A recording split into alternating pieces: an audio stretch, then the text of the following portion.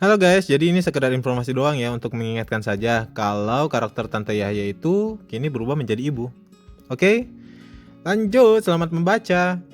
Selamat mendengarkan. Cielah. Pagi anak-anakku.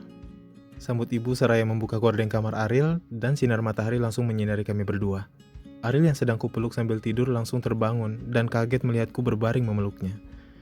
Akhirnya, aku pun ikut terbangun dan langsung melihat Ariel yang sedang kaget melihatku. Aku lalu tersenyum padanya dan mencubit pipinya yang masih mempunyai garis bantal. Ternyata wajahnya lucu juga ketika baru bangun. Ariel, ayo cepat, kamu mandi terus pergi ke sekolah. Ujar ibu dan langsung pergi keluar kamar. Kak Altar nginap di sini ya semalam? Tanya Ariel kaget. Kalau ya kenapa? Gak boleh. Tanyaku lagi menyindir. Wah, aku justru senang banget, Kak. Ujar Ariel girang dan langsung memelukku. Aduh, kamu bawa asam, Dek. Ya udah, kamu mandi dan pakai seragam kamu. Nanti kakak yang antar kamu ke sekolah. Pintaku. Dia langsung tersenyum dan sangat bersemangat menyambut pagi ini. Aku sampai lupa kalau hari ini juga aku sekolah. Tapi karena hari ini praktek, aku tidak berkehendak pergi. Ariel kini sudah bersiap-siap. Seragam sekolahnya sangat rapi, mukanya bercahaya. Anak ini manis dan lucu sekali. Ayo kak, Ariel sudah siap. Ujarnya padaku seraya bersemangat. Ariel sarapan dulu dek, ya. Sautku yang sambil mencubit pipinya yang putih. Tapi ternyata Ariel tidak sarapan di rumah, melainkan di sekolah. Karena diberi uang jajan oleh ibu. Jadi, aku dan Ariel langsung saja pamitan. Bu, kami berdua pergi dulu ya. Pamitku pada ibu. Raut muka Ariel langsung berubah menjadi heran. Dan dia sempat bertanya. Loh, Kak Altar kok manggil ibunya Ariel ibu sih? Tanya Ariel terheran. Udah, gak apa-apa Ariel. Kamu pergi saja sekarang. Sana, kata ibu. Kami pun mengucapkan salam sebelum pergi. Dan Ariel lalu mencium tangan ibunya. Sekarang, aku sudah sampai di sekolah Ariel. Aku mengantarnya menggunakan motor Yoko. Tapi pada saat Ariel baru turun dari motorku, dengan rasa penasaran dia bertanya. Kak Altar, kok ada yang berbeda sih pagi ini? Mulai dari kakak tidur di rumah Ariel secara tiba-tiba, sampai kakak memanggil ibu dengan sebutan ibu. Sebenarnya ada apa sih kak? Tanyanya panjang sekali. Itu tidak penting dek. Tapi yang jelas, mulai hari ini sampai seterusnya, Kak Alta sudah resmi menggantikan Kak Raka. Dan kita sekarang bersaudara. Ujarku sangat lembut mengutarakan kata itu. Ariel merasa terkejut dengan perasaan yang sangat terharu. Matanya berkaca-kaca seraya tersenyum lebar.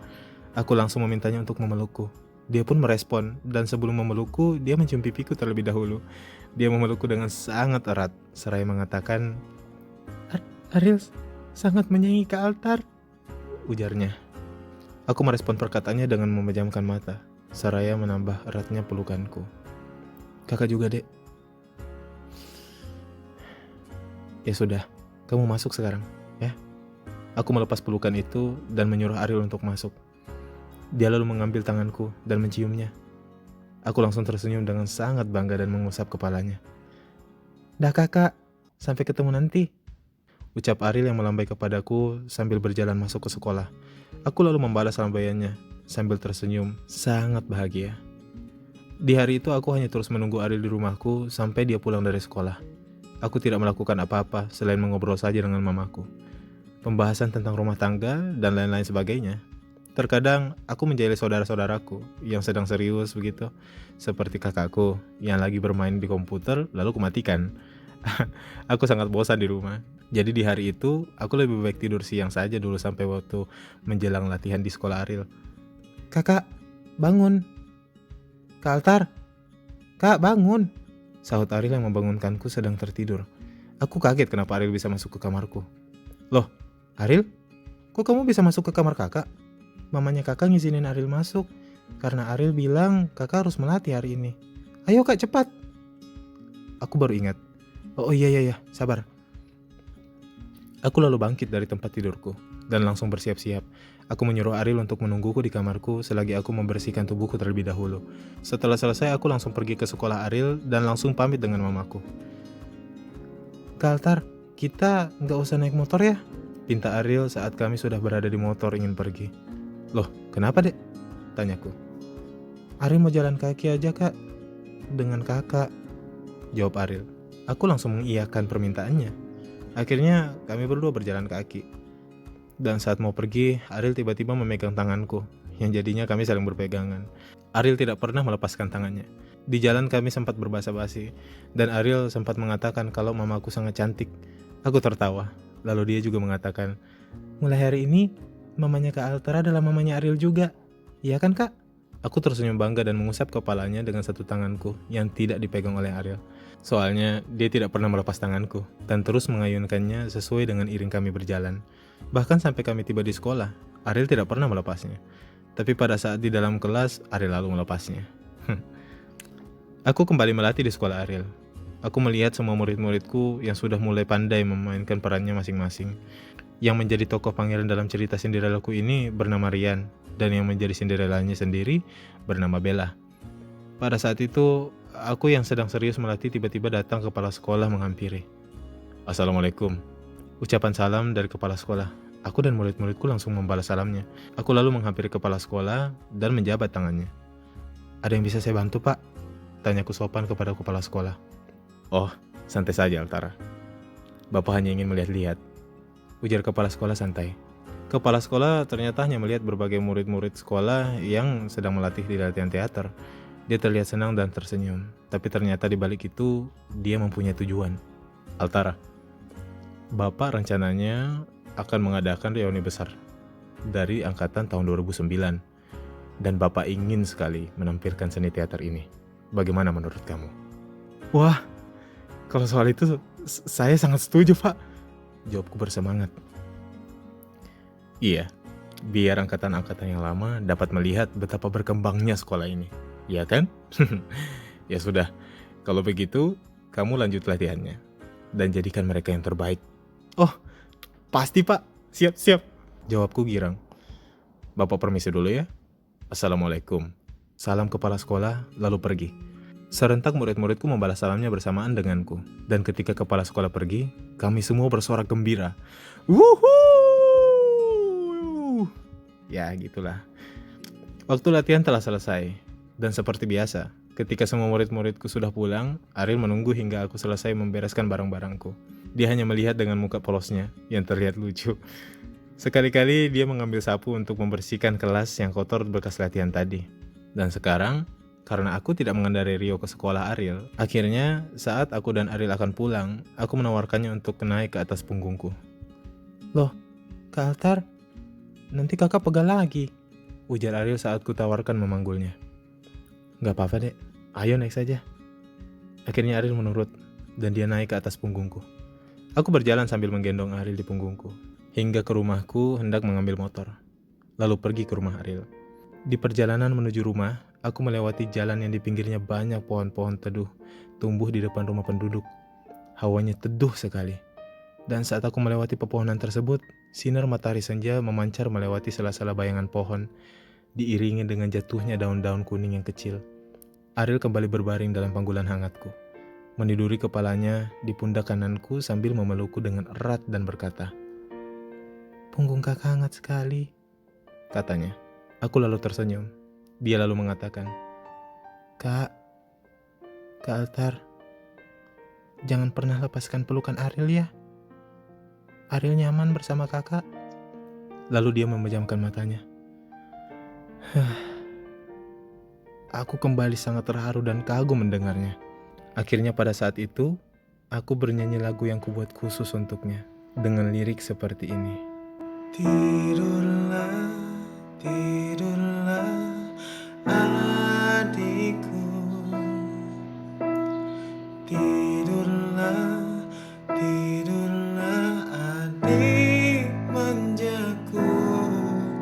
Sampai mimpi indah datang, pasti kau melihatku.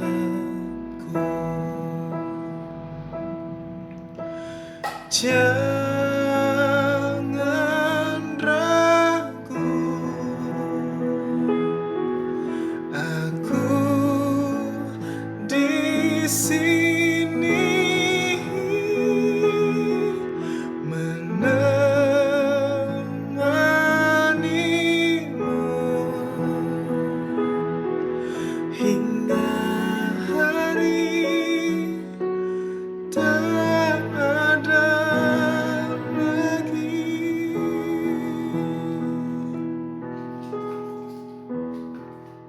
Aku menyanyikannya dengan nada yang sangat merdu, yang diiringi dengan hembusan angin yang sejuk, hingga menjatuhkan daun-daun kecil yang berasal dari pohon.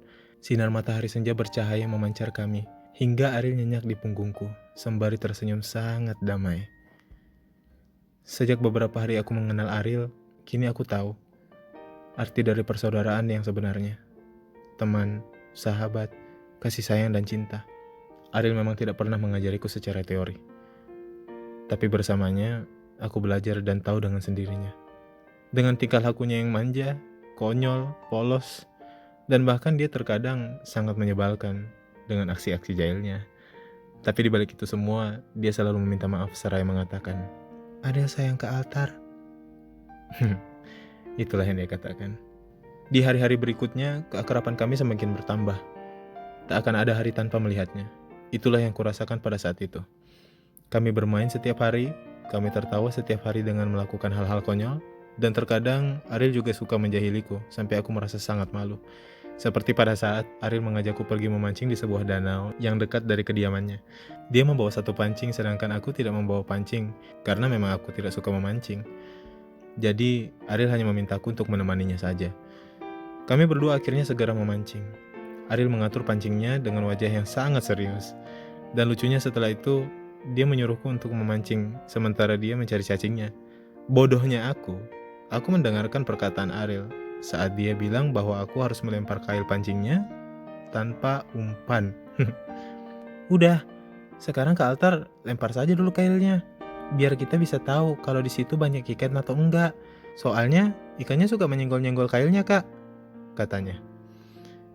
Emang kayak gitu ya? Tanyaku terheran. Tentu saja dia menjawab, iya. Jadi aku lakukan saja. Ariel langsung pergi mencari cacing sambil tersenyum cengingisan. Entah apa yang ada dalam pikiran anak itu. Aku terus saja menunggu, tapi pancingnya tidak pernah bergerak hingga ternyata di sampingku ada beberapa pemancing juga yang tertawa cengingisan dari tadi, sama seperti Ariel. Aku heran dengan apa yang ditertawakannya, dan akhirnya salah satu dari mereka mengatakan, "Dek, udah berapa lama mancing?" "Baru kali ini sih, Bang." "Emang kenapa?" Pantas saja. Pantas apanya? Tanyaku tegas. Anak yang mencari cacing itu membodohi kamu. Mana ada ikan mau menyenggol kail pancing? Ada-ada aja, ungkap pemancing tersebut.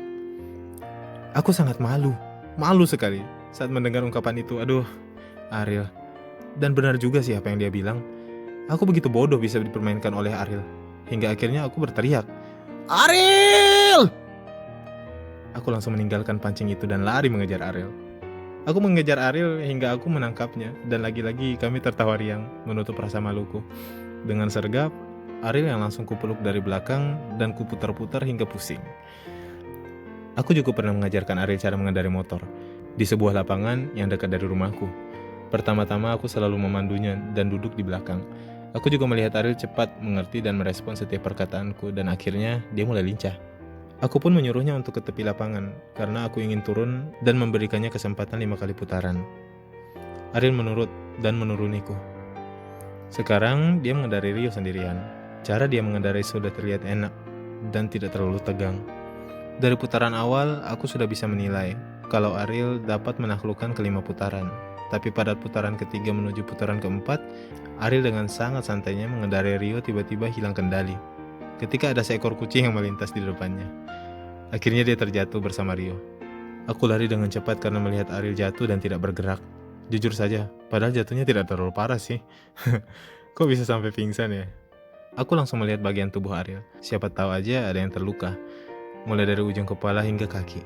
Ternyata dia mendapat luka ringan pada siku dan betis sebelah kirinya. Tapi seringan apapun luka itu, aku tetap saja panik karena Ariel tidak sadarkan diri. Ariel, bangun dek, Ariel bangun, Ariel. Sautku panik sambil menepuk-nepuk pipi dan menggoyang-goyangkannya. Akhirnya aku merasa benar-benar panik dan mulai mengangkat Ariel seperti bayi. Tapi pada saat aku baru hendak mengangkatnya, tiba-tiba dia terlihat kejang-kejang seperti kucing yang habis ditabrak mobil, tau gak sih? Mengerikan sekali. Dan matanya juga melongo ke atas. Aku semakin panik dan panik lagi. Aku langsung berusaha untuk menyadarkannya. Hingga beberapa detik dia seperti itu, terdengar dia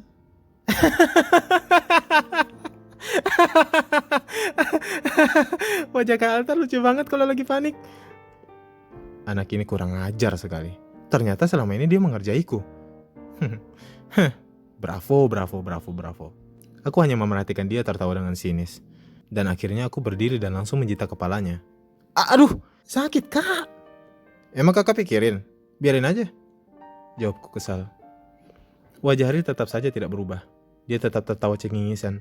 Aku lalu mengecek Rio. Ternyata di bagian bawah setir samping kiri Rio terlihat retak karena tertumbur batu. Aku langsung berbalik melihat Ariel. Tuh, lihat. Ini gara-gara kamu, tahu nggak sih? Ujarku. Muka Ariel yang tadinya senang berubah menjadi murung merasa bersalah. Aku minta maaf ya, Kak. Ujarnya dan lalu memelukku. Aduh, aku begitu cepat terluluh dan pasrah sambil membalas pelukannya. Ariel membuatku sangat mengerti tentang apa yang dia rasakan. Entah kenapa, hatiku sangat cepat diluluhkan olehnya. Ada banyak hal yang kami lakukan, namun bukan hanya kesenangan semata. Terkadang kami berdua saling tidak menegur satu sama lain, dan Ariel selalu mengatakan maaf terlebih dulu. Ya, ketimbang aku. Aku akui bahwa aku sedikit egois, padahal kalau dipikir-pikir yang lebih tua harus mengalah pada yang muda. Ya nggak sih? Mungkin karena itu aku sangat mudah diluluhkan. Lagi-lagi aku belajar darinya. Kalau kata maaf bukan menurunkan derajat kita.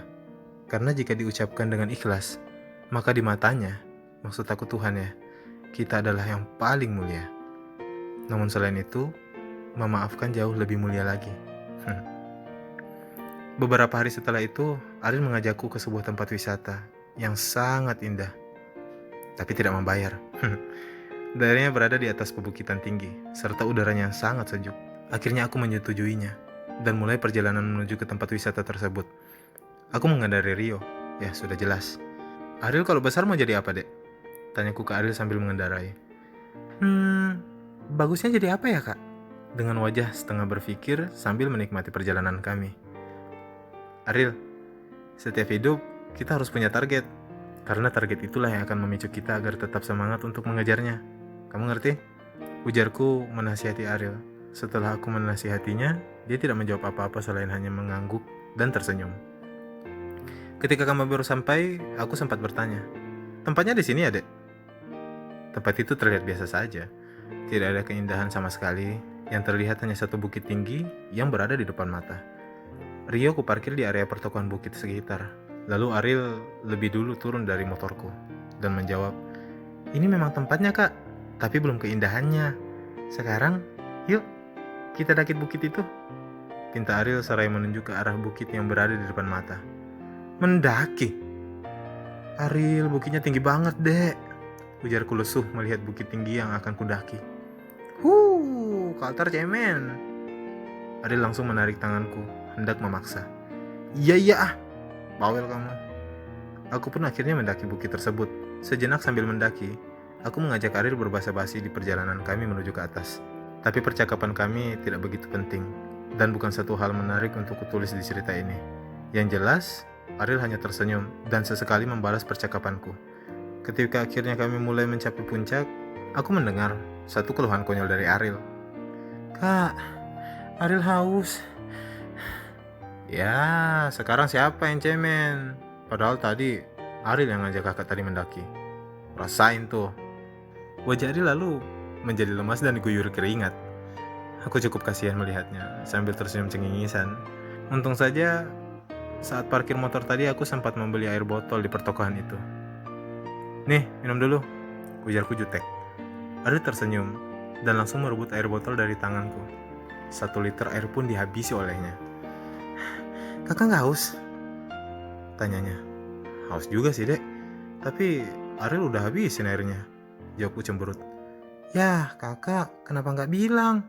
Tanyanya dengan rasa penyesalan. Tenang aja, kakak masih punya sebotol kok. Jawabku membuatnya tenang, meskipun dalam tasku sudah tidak ada air botol lagi. Ya udah, kalau begitu kakak minum sekarang, kata Ariel yang menyuruhku minum. Udah, ntar aja. Yuk lanjut, tinggal beberapa langkah lagi loh.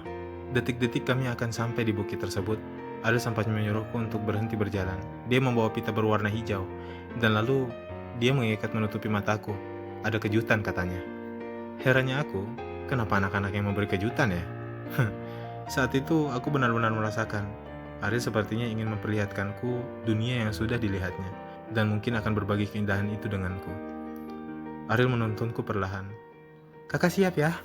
katanya dengan tangan yang sudah siap membuka penutup mataku. Ya Tuhan, sungguh aku sangat terharu melihat ciptaan Sang Maha Cinta ini. Di atas bukit dengan sinar matahari di kala senja, hembusan angin yang menebarkan suasana sejuk, pijaran awan yang menyirip berwarna senja keunguan terlihat sangat indah ditambah dengan sinar matahari yang menyodorkan cahayanya ke pemandangan di bawah bukit. Seketika aku memejamkan mata dan menghirup udaranya yang sangat sejuk. "Kak, pemandangannya bagus kan?" tanya Ariel padaku. Aku berbalik ke arahnya tak berkata apa-apa, hanya mengangguk melempar senyum terhadapnya. "Dulu, Kak Raka pernah ngajak Ariel ke sini, Kak. Kak Raka bilang, kalau Ariel sedih, Ariel harus melihat sesuatu yang indah, supaya kesedihan itu bisa hilang," jelas Ariel lagi. Aku langsung memeluk Ariel dengan erat dan mengatakan, "Selama Ariel bersama kakak, tak ada kesedihan lagi untuk kamu, Dek. Ya, semua akan berubah menjadi tawa." Ariel tidak berkata apa-apa, hanya membalas pelukanku dengan sangat erat dan memejamkan matanya merasakan hangatnya kasih sayangku.